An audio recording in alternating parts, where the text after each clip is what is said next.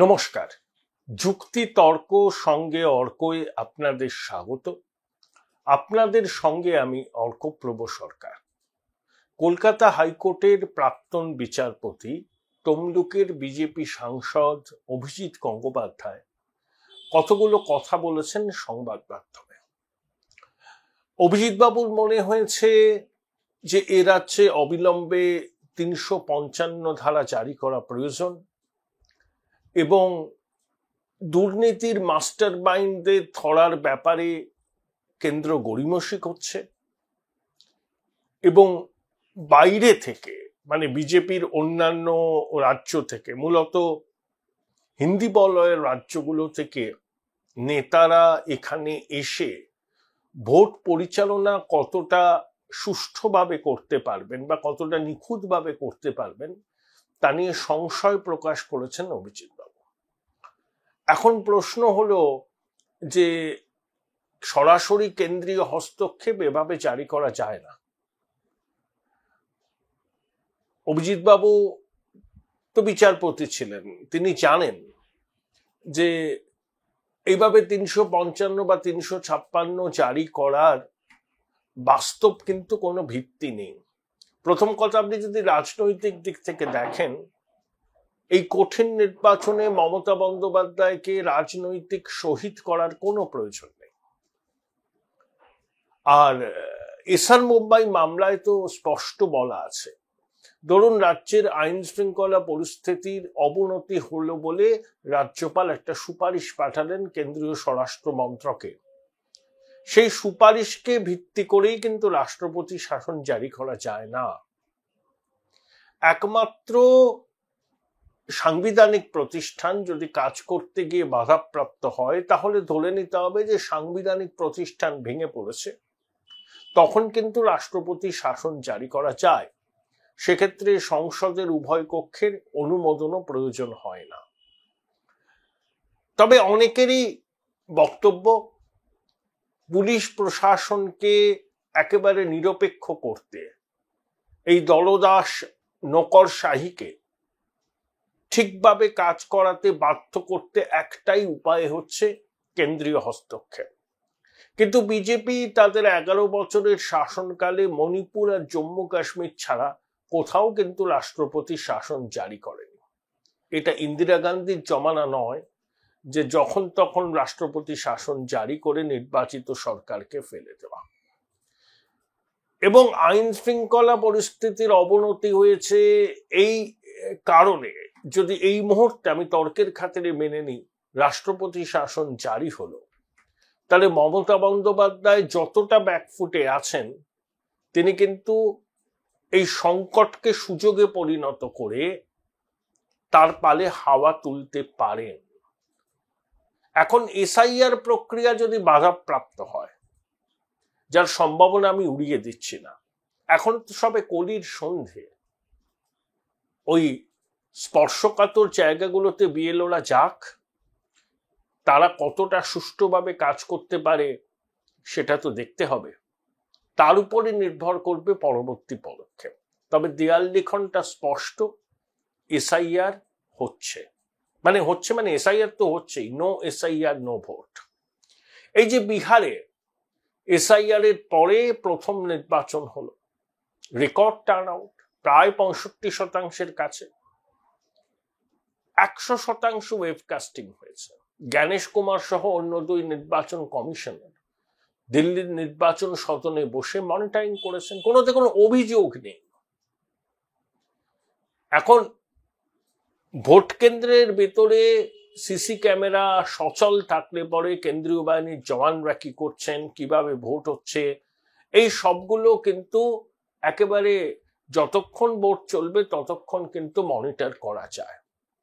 আমরা 2024-এও এই রাজ্যে সিসি ক্যামেরা নিয়ে স্ক্যাম দেখেছি। কখনো ক্যামেরার মুখ উল্টো দিকে ঘোরানো, কখনো তার মুখে সেলোটেপ লাগানো।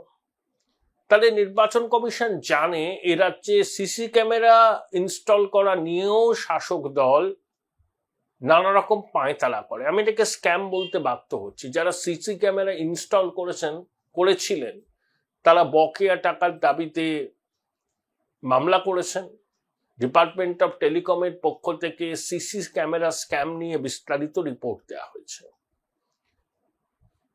বিহারে নির্বাচন যদি কারোর কোনো অভিযোগ নেই, দেখুন ছাপ্পা ভোটের, বুথ জ্যামের কোনো অভিযোগ নেই। যে বিহারে একসময় নির্বাচনে রক্তের হোলি খেলা হতো, সেই বিহার আমাদের পথ দেখাচ্ছে, আর আমরা রক্তপাতীন ভোট কল্পনাও করতে পারি না। দ্বিতীয় প্রসঙ্গ দেখুন কেন্দ্রীয় বাহিনী। এবার কেন্দ্রীয় বাহিনী বুথে মোতায়েন থাকবে, অবশ্যই আগেও ছিল, এখনো থাকবে। কিন্তু আমার বক্তব্য, দেশের যা পরিস্থিতি, কাশ্মীর অশান্ত, এখনো অনুপ্রবেশের চেষ্টা চলছে, শীতের আগে অনুপ্রবেশ সীমান্তের ওপার থেকে করানোর চেষ্টা হয় জঙ্গিদের। মণিপুরেও অশান্তি আছে, তবে কমেছে। কুকি জঙ্গিরা সেনা কনভয়ে হামলা চালিয়েছিল। তারপরে 2026-এর 31শে মার্চের মধ্যে মাওবাদী সমস্যাকে মেটাতে হবে, এই অঙ্গীকার আছে কেন্দ্রীয় সরকারের। তাই কেন্দ্রীয় বাহিনীর উপর পুরো নির্ভর না করে যদি অন্য রাজ্যের সশস্ত্র পুলিশকে নির্বাচনের কাজে বহাল করা যায়, তাতে মন্দ কি? ধরুন কোনো একটি রাজ্য থেকে সেখানকার সশস্ত্র পুলিশের কয়েক কোম্পানি আসলো ভোটের কাজে। তারা যখন সংশ্লিষ্ট রাজ্য থেকে পশ্চিমবঙ্গের উদ্দেশ্যে রওনা হবে, তখন তাদের স্পষ্ট বলে দেওয়া প্রয়োজন, আপনারা নিয়ম মেনে আপনাদের দায়িত্ব পালন করবেন। কোনো পক্ষপাতমূলক আচরণের অভিযোগ যেন আপনাদের বিরুদ্ধে না ওঠে। রাজনৈতিক দলগুলো প্রভাব খাটাবার চেষ্টা করলেও তারা যাতে সফল না হয়, এটাকে আপনাদের এনশিওর করতে হবে। আপনাদের বিরুদ্ধে যদি কর্তব্যে গাফিলতির অভিযোগ ওঠে, কমিশন তো ব্যবস্থা নেবে, তো নেবেই। আপনারা যখন আপনাদের নিজের রাজ্যে কাজে ফিরবেন, তখন কিন্তু আপনাদের উপর শাস্তির খাড়া নেমে আসবে। তাই কেন্দ্রীয় বাহিনীর পাশাপাশি ভিন রাজ্যের সশস্ত্র পুলিশকেও মোতায়েন করার কথা কমিশন ভাবতে পারে। এখন যে গাড়িতে করে সেন্ট্রাল ফোর্স অপারেট করে, এরিয়া ডমিনেন্স করে, সেই গাড়িতে ট্র্যাকার লাগানো থাকবে। এবং আর একটা, এগুলো হচ্ছে একদম বাস্তব অভিজ্ঞতা থেকে বলা, যে দেখুন সেই গাড়ির চালক তো স্থানীয় হবে। ধরুন একটা ঘটনা ঘটেছে যেখানে কেন্দ্রীয় বাহিনী মোতায়েন আছে, সেখান থেকে ঘটনাস্থলের দূরত্ব মেরে কেটে 5 মিনিট, কিন্তু কেন্দ্রীয় বাহিনী তো জানে না কিভাবে পৌঁছতে হবে। যিনি কেন্দ্রীয় বাহিনীর গাড়ি চালান, তিনি যদি পক্ষপাত দুষ্ট হন, যে জায়গাটা 7 মিনিটে পৌঁছানো যায় সে জায়গাটাকে তিনি ঘুরিয়ে 8 ঘন্টায় পৌঁছলেন, তখন কিন্তু কিছু হবে না।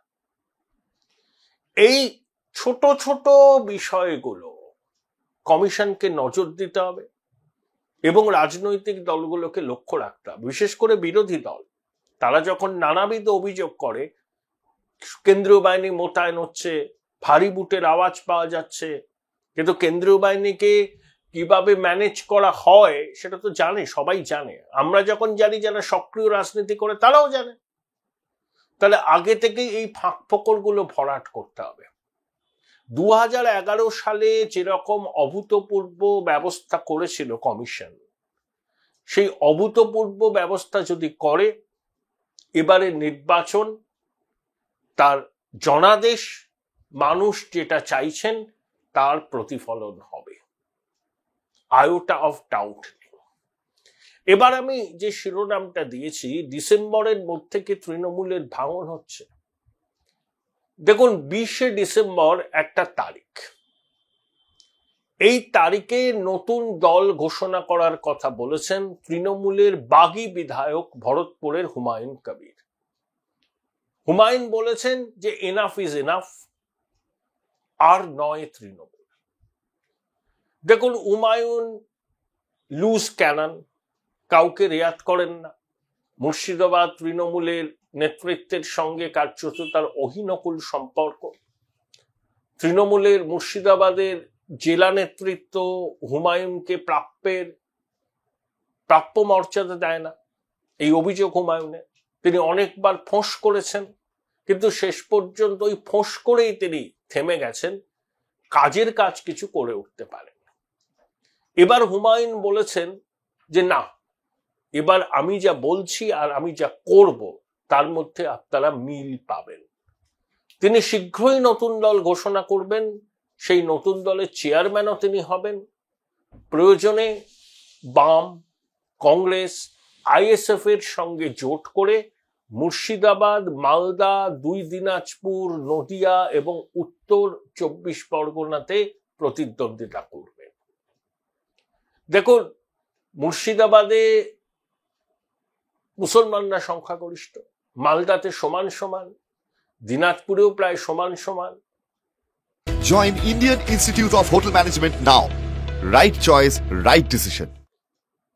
2021 বিধানসভা নির্বাচনে মালদা, মুর্শিদাবাদ, দিনাজপুর কোথাও বাম কংগ্রেস খাতা খুলতে পারেনি, কারণ 100টার মধ্যে 91টা মুসলমান ভোট শাসকের পক্ষে গিয়েছিল।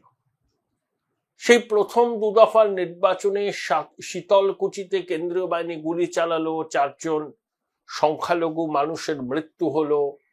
তখন বিজেপির নেতারা আস্ফালন করতে শুরু করলেন, তৃণমূল পাল্টা প্রচার করলো, একেবারে সংখ্যালঘু ভোট পুরো মেরুকৃত হয়ে তৃণমূলের বাক্সে গিয়ে পড়লো। ওই বললাম 100টার মধ্যে 91। তাই স্বাধীনতার পরে প্রথমবার এমন নির্বাচন হলো যেখানে বিধানসভায় বাম কংগ্রেসের কোনো প্রতিনিধিত্ব নেই। তারপর ভাগীরথী দিয়ে অনেক জল বইছে। সাগরদিঘি উপনির্বাচনে বাম কংগ্রেসের কাছে তৃণমূল হেরেছিল। পঞ্চায়েত নির্বাচনে 2023-এ মুর্শিদাবাদ, মালদায় এত প্রতিকূলতা সত্ত্বেও বিরোধীরা ভালো ফল করেছিল। যদিও লোকসভা নির্বাচনে ওখানে বিরোধীরা দাঁত ফোটাতে পারেনি, বিশেষ করে মুর্শিদাবাদে। মালদাতে ঈশা খান চৌধুরী জিতেছিলেন। তাহলে এখন যদি হুমায়ুন সত্যি দল গঠন করে কংগ্রেস, বাম এবং আইএসএফ এর সঙ্গে একটা আসন সমঝোতা করেন, তাহলে কিন্তু সংখ্যালঘু ভোট অনেকটা ভাগ হবে। এখানে একটা থিওরি আছে। ধরুন, যে কেন্দ্রগুলোতে সংখ্যালঘুরা সংখ্যাগরিষ্ঠ, মানে তারাই ঠিক করবে কে জিতবে কে হারবে, সেখানে তাদের কাছে অপশন আছে, তারা বিজেপি বিরোধী ভোটটাই দেবেন বেশিরভাগ। এটা নিয়ে সন্দেহ নেই কারোর মনে, আমার তো নেই। কেউ অপটিমিস্ট হতে পারেন, আমি বলবো হতে পারেন অপটিমিস্ট, মানুষের আশায় বসতি, কিন্তু আপনাদের সেই আশা পূরণ হবে না। সংখ্যালঘুরা বিজেপি বিরোধী দল বা জোট তাকেই ভোটটা দেবেন, প্রায় লক স্টক এন্ড ব্যারল। এখানে ধরুন মুর্শিদাবাদে যদি মাইনরিটিরা দেখেন যে তৃণমূল তো ঠিক আছে, ওদেরকে তো অনেকবার ভোট দিয়েছি, আমাদের তো টুপি পরিয়ে যাচ্ছে, ভোটটা নেয় আর ইমাম মুয়াজ্জিমদের ভাতা দেয় আর কিছু স্কলারশিপ দেয়। অমর্ত্য সেনের প্রতিচি ট্রাস্ট থেকে শুরু করে অন্যান্য অনেক নামি দামি সংস্থা বাংলায় সংখ্যালঘুদের অবস্থা নিয়ে সমীক্ষা করেছে। সাচার কমিটির রিপোর্ট বেরিয়েছিল 2008-এ, 17 বছর পেরিয়ে গেছে। বাংলায় বাঙালি সংখ্যালঘুদের অবস্থার কতটা পরিবর্তন হয়েছে সংখ্যালঘুরা নিজেরা জানেন সেটা, কিন্তু তাদেরকে বিজেপির জুজু দেখানো হয়। ইমাম মুয়াজ্জিমরা ভাতা পেয়ে সংখ্যালঘু ভাইদের, বোনেদের প্রভাবিত করেন তৃণমূলকে ভোট দেওয়ার জন্য। না হলে ইউসুফ পাঠানের মতো প্রার্থী বহরমপুর থেকে জিততে পারেন না। একেবারে মেরুকৃত ভোট হয়েছে। কিন্তু বাম, কংগ্রেস আর হুমায়ুনের নতুন দল সঙ্গে যদি আইএসএফ যুক্ত হয়, একেবারে সংখ্যালঘু অধ্যুষিত জেলাগুলোতে তার প্রভাব পড়তে বাধ্য। কোথাও বেশি পড়বে, কোথাও কম পড়বে, প্রভাব পড়বে। দেখুন, হুমায়ুন কবির সৈফুদ্দিন চৌধুরী বা সমীর পুততুণ্ড নন। 2001-এর নির্বাচনের আগে সম্মানজনক বিচ্ছেদ করে পিডিএস করেছিলেন, তারা কিছু করতে পারেননি। তখনকার রাজনীতি এইরকম তীব্র মেরুকরণ তো ছিল না, এখন রাজনীতিতে তীব্র মেরুকরণ। তাই সংখ্যালঘু ভোটটাকে ভাঙবার জন্য, তৃণমূলকে বার্তা দেওয়ার জন্যই কিন্তু হুমায়ুন এই কৌশল নিয়েছেন। তিনি ওই জেলার মানুষ, লুজ ক্যানন হলেও তার একটা জনভিত্তি পরিচিতি আছে। একসময় অধীর বাবুর সঙ্গে ছিলেন, একবার বিজেপিতেও খুব স্বল্প সময়ের জন্য গিয়েছিল। এই কোয়ালিশন যদি হুমায়ুন করতে পারেন, তিনি তো বলছেন তৃণমূল তো 20টা পেয়েছিল, এবার 10-এ নামিয়ে আনবে। সেটা তার বাগাড়ম্বর হতে পারে, তৃণমূলকে কিন্তু চ্যালেঞ্জ ফেস করতে হবে। আর ধরুন মুর্শিদাবাদ এবং বহরমপুর এই দুটো বিধানসভা কেন্দ্র বিজেপি জিতেছিল, সেখানে হিন্দু ভোট একেবারে কনসলিডেট হয়েছিল। এবার কান্দি, জলঙ্গি এই সমস্ত কেন্দ্রগুলিতে বিজেপির জয়ের সম্ভাবনা প্রবল। বিজেপি মুর্শিদাবাদ জেলায় আরো এক্সট্রা 3টে আসন পাবে এই মেরুকরণের আবহে। আর হুমায়ুনের দল, তার প্রস্তাবিত জোট, সেই জোটে বাম, কংগ্রেস, আইএসএফ সামিল হবেন কিনা এই মুহূর্তে বলা যায় না। আমি ধরে নিলাম তর্কের খাতিরে তারা হলেন তৃণমূলকে বেগ দেওয়ার জন্য, তাহলে কিন্তু খুব আকর্ষণীয় লড়াই হবে মুর্শিদাবাদ, মালদা, দিনাজপুরের কয়েকটা জায়গাতে। মানে যেটা একেবারে সংখ্যালঘুদের বেল্ট, যাকে আমরা দুর্গ বলতে পারি, গড় বলতে পারি, সেখানে এই জোট যদি কোথাও কোথায় 15-17% ভোট টেনে নেয়, তাহলে কিন্তু তৃণমূলের কপালে দুঃখ আছে। একই মুর্শিদাবাদে শাসক দলের অন্তর্দ্বন্দ্ব তীব্র তীব্র, ওদিকে মালদার মোথাবাড়ি, এদিকে শামসেরগঞ্জের ঘটনার পর হিন্দু ভোট একেবারে কনসলিডেট হয়েছে। এই যে খগেন মুর্মু যেখান থেকে যেতেন, মালদা উত্তর, সেখানে হিন্দু ভোটের 83% মেরুকরণ হয়েছে বিজেপির পক্ষে। মুর্শিদাবাদে বিভিন্ন কেন্দ্রে হিন্দু ভোটের ওই 80-85% মেরুকরণ হবে। তা তৃণমূল সেটাকে কাউন্টার করবে কি সংখ্যালঘু মেরুকরণ দিয়ে? সেই তৃণমূলের যদি এই প্ল্যান কিছুটা হলেও ধাক্কা খায়, সেটা তৃণমূলের ক্ষতি। এখন জানি না হুমায়ুন কত দূর কি করবেন। উনি অনেক কথা বলেছেন আগে, তার কথাকে খুব একটা কেউ গুরুত্ব দেয় না, কিন্তু তার এত বড় কথা বলেছেন, এরপর তিনি যদি পিছিয়ে আসেন তাহলে খুব দুর্ভাগ্যজনক হবে তার কাছে। তার সামান্যতম বিশ্বাসযোগ্যতাও যদি ওই অঞ্চলে থেকে থাকে, সেটা বাধাপ্রাপ্ত হবে। এবং হুমায়ুনকে টিকিট এবার তৃণমূল দেবে না, সেটা হুমায়ুন বুঝে গেছেন। বুঝে গিয়ে তার এই উদ্যোগ, তিনি অধীর বাবুর ভাবশিষ্য ছিলেন, সেই ইঙ্গিত দিচ্ছেন যে অধীর বাবুর সঙ্গে তিনি কথা বলে প্রয়োজনে ওই জোটের প্রস্তাব দেবেন। এখন দেখা যাক শেষ পর্যন্ত ঠিক কি পরিস্থিতিটা দাঁড়ায়। তবে এটা তো ভোটের আগের দল ভাঙা, ভোটের পরে শাসক ভাঙবে না তার কোনো গ্যারান্টি নেই। আগে বিরোধীরা ভাঙতো, এবার যদি শাসক ওই 148-154 আশেপাশে আটকে যায়, এখনই বলে দিলাম শপথ নিতে পারবেন না মমতা বন্দ্যোপাধ্যায়। গোকুলে একজন বাড়ছেন দিদিমণি, তার খুব উচ্চাশা। তিনি আগে চেষ্টা করেছিলেন অজিত পাওয়ার হতে, পারেননি, বিধায়কদের সমর্থন পাননি। যে সমর্থন পেলে তিনি এই গ্যাম্বলিংটা করতে পারতেন।